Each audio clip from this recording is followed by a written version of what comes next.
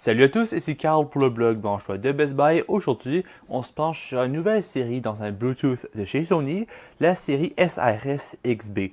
Donc ici, on a les XB 21, la XB 31 et la XB 41.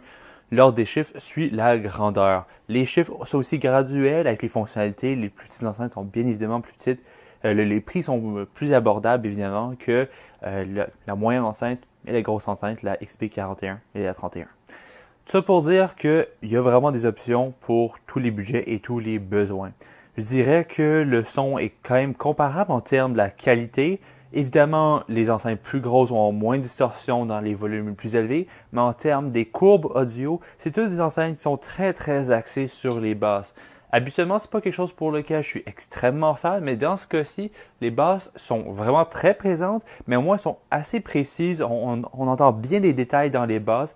Ce qui est quand même agréable. Contrairement à des enceintes Bluetooth que la basse est très présente et on n'entend rien dans la basse, ben on perd vraiment la qualité. Ici, c'est pas trop le cas. Malgré que j'aimerais un peu plus entendre de tout ce qui est des mids et un peu des aigus aussi. Les petites enceintes vont seulement avoir des lumières sur le devant. La XB31 et la XB41 vont avoir des lumières un peu partout. Donc, c'est vraiment juste un ajout mineur, j'ai envie de dire, mais en théorie, ça synchronise avec la musique. D'une chanson à l'autre, je trouve que ça synchronise plus ou moins bien, mais ça ajoute un peu de design. Avec l'application Sony, c'est possible de contrôler ces fonctionnalités-là, bien évidemment. Quelque chose que j'ai vraiment bien aimé, c'est premièrement qu'elle soit résistante à l'eau. Donc, on a une certification qui fait en sorte que l'enceinte en soi va résister avec IP67. Donc, évidemment, c'est jusqu'à un certain niveau, il ne faut pas en abuser. C'est juste, je dirais plus pour protéger votre enceinte qu'autre chose.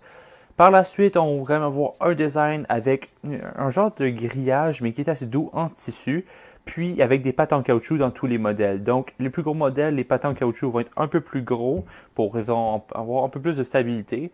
Mais en soi, ça isole assez bien la vibration du son de la table, ce qui est une bonne chose.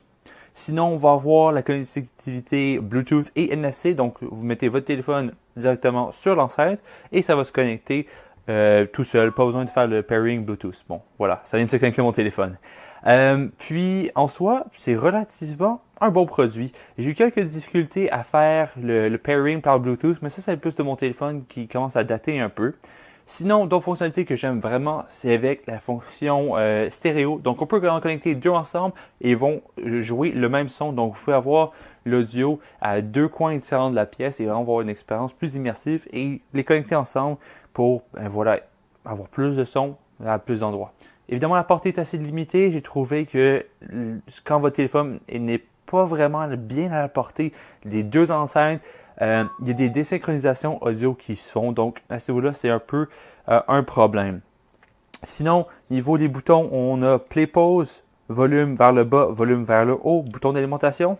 À l'arrière, sur les XB 21 et la 31, on va avoir un port micro USB, les trois boutons de configuration et un jack audio. Et sur la version 41, on va aussi avoir un port de DC-in pour l'alimenter constamment parce que ça consomme beaucoup plus d'énergie aussi, donc il faut le prendre en compte. Puis les connectiques sont protégées par une petite porte en caoutchouc pour éviter les débris par exemple. Donc voilà, je pense que ça fait assez bien le tour des produits. Sans aussi mentionner le fait que les petites enceintes ont 12 heures d'autonomie et les grosses enceintes, la 31 et la 41, ont 24 heures d'autonomie. Évidemment, ça varie beaucoup par rapport à la lumière qui est affichée et aussi par rapport au volume auquel vous faites jouer votre musique. Donc voilà, je pense que ça fait assez bien le tour des fonctionnalités des enceintes. Selon moi, elles fonctionnent très bien. C'est beaucoup plus des enceintes pour l'extérieur que pour l'intérieur. À l'intérieur, les basses sont très restreintes. Mais quand on vient à l'extérieur, le son est un peu plus ouvert. Donc, on l'apprécie un peu mieux. D'où le fait que, tant que c'est à l'extérieur, la résistance IP67 est super pratique. Donc voilà, je vous invite à voir mon article sur le blog Branchois de Best Buy pour en savoir plus et à la prochaine.